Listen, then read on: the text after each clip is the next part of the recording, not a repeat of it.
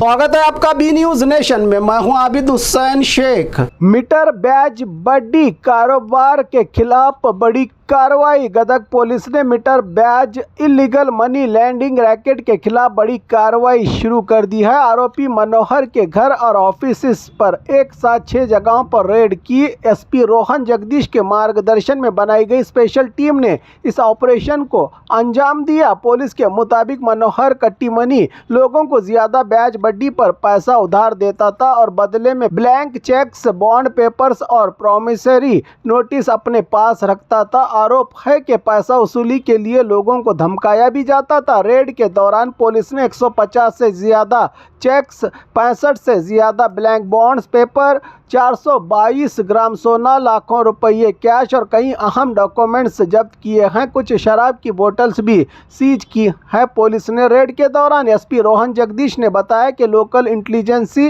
और पुलिस खबरियों की जानकारी के आधार पर कई दिनों से इस मामले की निगरानी की जा रही थी। पक्की जानकारी मिलने के बाद सुबह सवेरे ही ऑपरेशन शुरू किया गया। इस संबंध में बीएनएस की विभिन्न धाराओं के तहत केस दर्ज कर लिया गया है और पुलिस अब जब्त किए गए डॉक्यूमेंट्स और लेन देन की गहराई से जांच कर रही है। पुलिस की कार्रवाई से इलाके में गैर कानूनी ब्याज मीटर बड्डी कारोबार चलाने वालों में हड़कंप मच गया है।